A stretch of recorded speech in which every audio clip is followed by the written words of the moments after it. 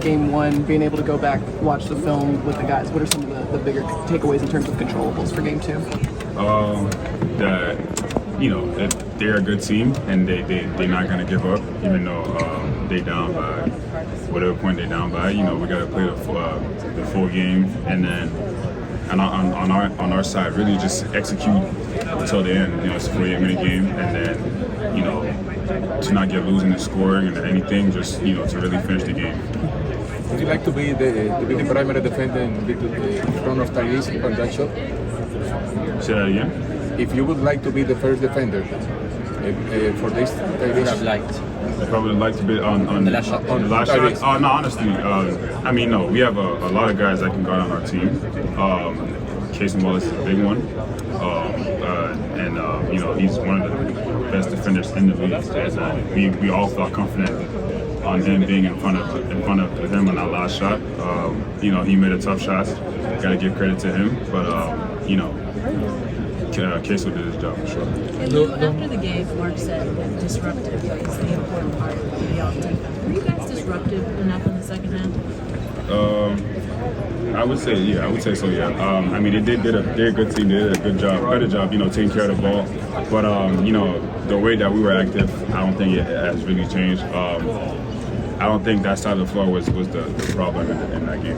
You guys forced a lot of turnovers, but weren't as effective as much as in converting those points of turnovers.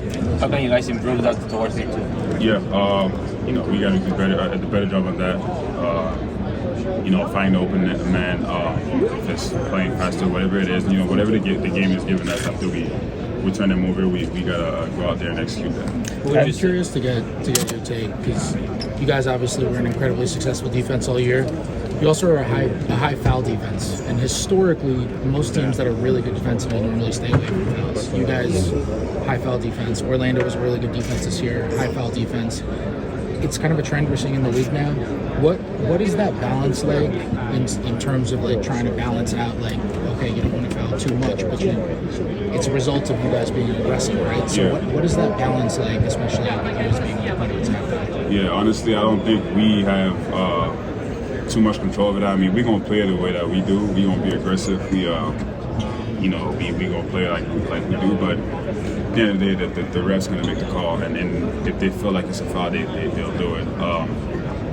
We've had a lot of success in that on the floor, and I don't think it's gonna stop based off of what the refs are calling. But if they feel like it's a foul, then they'll call it. Did you notice them change anything in the second half in terms of being able to take care of the ball better, or did you guys just not do as much of the stuff in the first half that you did to get them out of sync and out of rhythm and throwing the ball around the way today? I would say a little bit of both. They took care of the ball, which is, gotta give credit to them. They found better shots, the shots that they wanted to shoot. But I don't think our aggressiveness changed that much. I was gonna say a little history been made. You and Bennedict just being Haitian descent. Can you just talk about that? We're really proud. We was both born in Canada, yes, but our family's from Haiti, and then we carry that with a lot of pride. What the country of Haiti has been through, and how we got the chance here to represent them in the biggest stage. We're proud to be Haitians. Là, depuis le début de la saison, vous êtes toujours très bon après une défaite.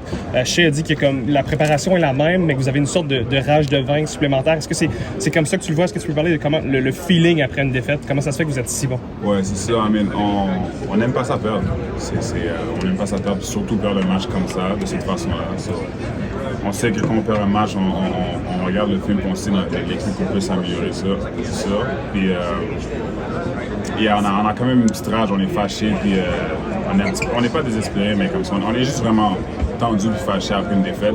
Puis quand on sait qu'on peut contrôler beaucoup de choses dans un match, puis perdre comme ça, on sait comment on peut s'améliorer. Lou, I was wondering what it was like to just be out there with guys like Andrew, Shea, and Ben, like so many Canadians on such a big stage. It's big. Yeah, we spend a lot of time during the summer. This past 2 summers we were together, training and getting ready for the national team stuff that we've been doing. So it's good that we're on the stage now, and then next summer, the next World Cup, next Olympics, we'll be all together talking about this point. Have you had a chance to just reflect on the year you've had, like starting going all the way back, representing Canada at the Olympics, having this amazing run here?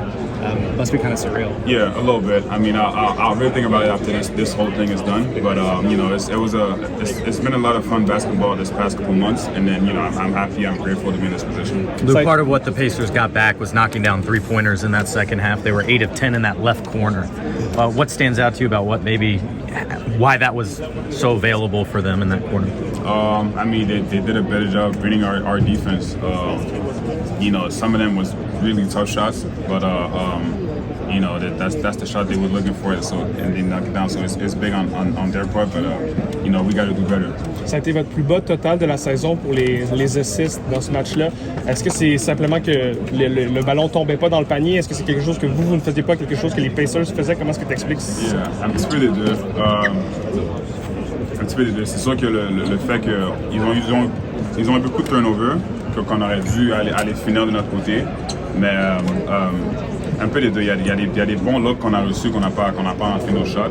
Mais you know, on va continuer à jouer comme ça, puis on va trust l'équipe pour rentrer ce genre de shot-là. From the current roster, who would you say would be in the future the best head coach in the league?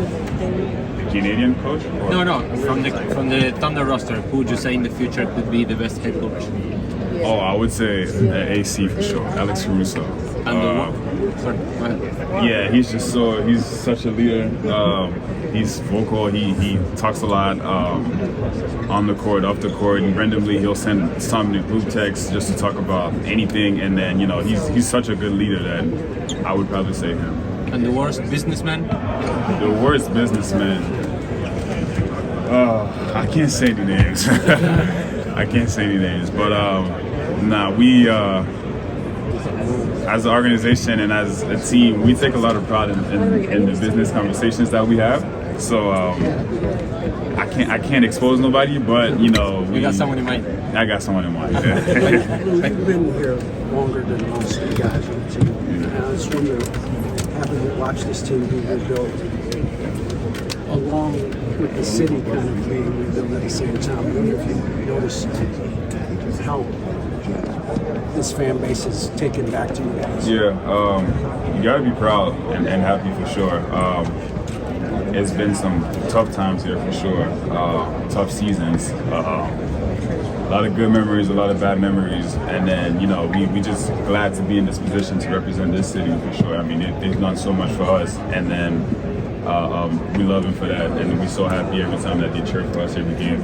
But you know, gotta be proud of being in this position for sure. Do you feel a sense of responsibility because this is such a small town and it has, you know, this is the big sport in town? Yeah, I mean we mean a lot to them, and we know that we can do something really, really special for the city for the years that's coming ahead. So you know we have our head in the right space, and we know what to do for that. So we keep going and we'll keep working for that. Did you and Ben ever have moments years ago talking about like that's the stage we want to get at, or this is what we're working towards, or anything to that?